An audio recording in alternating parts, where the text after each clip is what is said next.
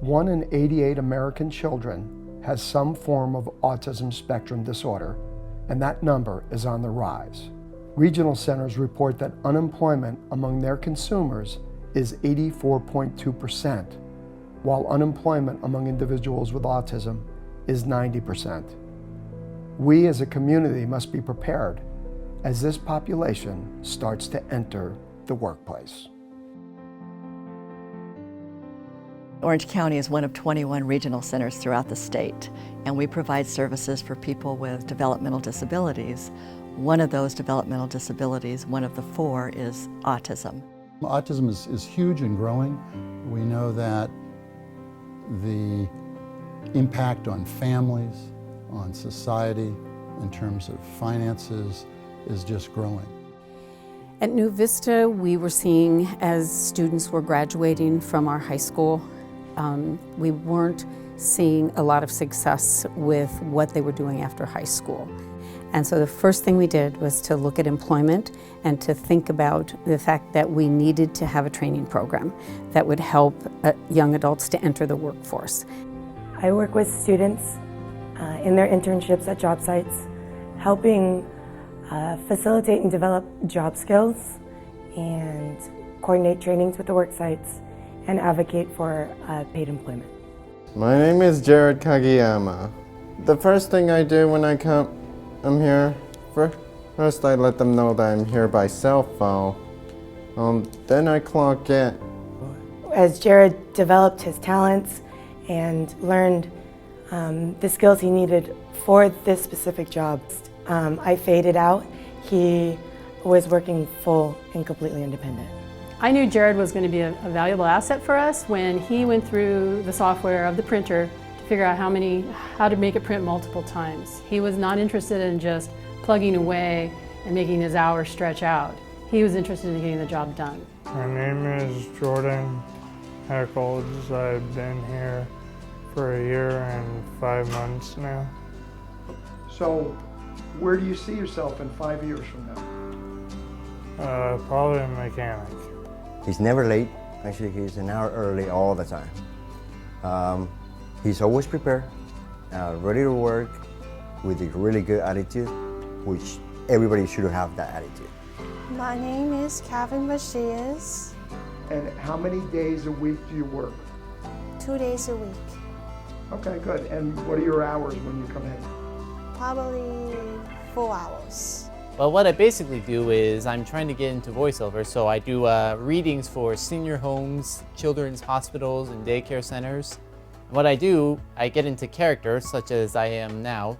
I have sort of an Abe Lincoln motif going for me, and I read to the senior citizens using various stories and trivia based on the character I come in as. With the staff at the school, we've never had any concerns. They understand what our goal and purpose is here is to provide a very quality of life for the residents. I just come in, grab files that are around that needs to be scanned. And have you made friends here? Yeah, I have like 4 or 5 at least. I know almost everyone in the production staff now. Basically, during the course of my life, I was having trouble finding work because of my condition, and at the time I didn't even know I had it. Once I was diagnosed around the age of 23, I found through my mother the New Vista program. The people that we've hired seem very detail-oriented, and they're very focused at what they do. And I guess I've changed my opinions of maybe what the term disability is. I'm mostly taking accounting classes. I'm working on my associate degree right now in accounting. I get my credentials in accounting and they need someone in that department. That's probably where I'll go. I get very great benefits. I get eye care, dental care, and health care. And I'm very happy I get those, and I'm very thankful, and I really love this job. Brianna is fantastic. She is spot on every time. She's always willing to take on more than anybody else, it seems. Brianna is the first that we've hired on full-time. She's a fabulous young lady. She gets along with everyone in the hotel. And Inclusion Films is a practical film workshop that takes adults with developmental disabilities through the whole process of making a film, with the intention of employment in the entertainment field.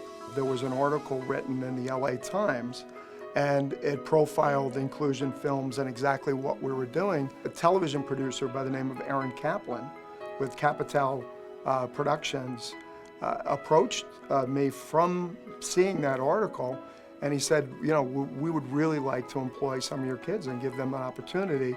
The program really sounds very interesting, what you're doing.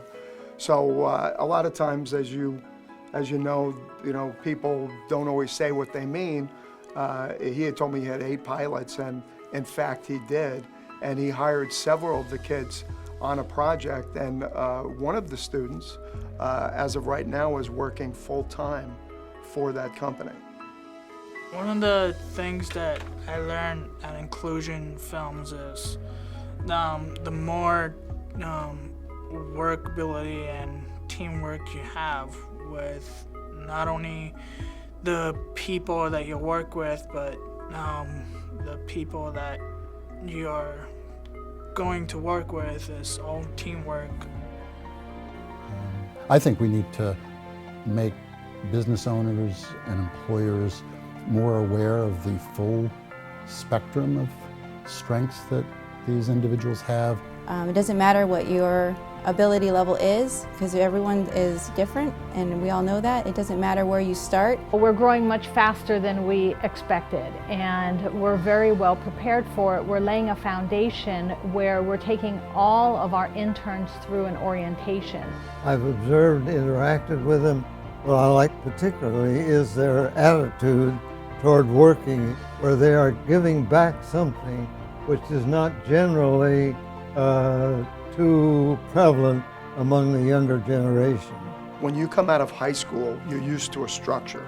You go here, you go there, and you have a schedule every day of exactly what you're going to do.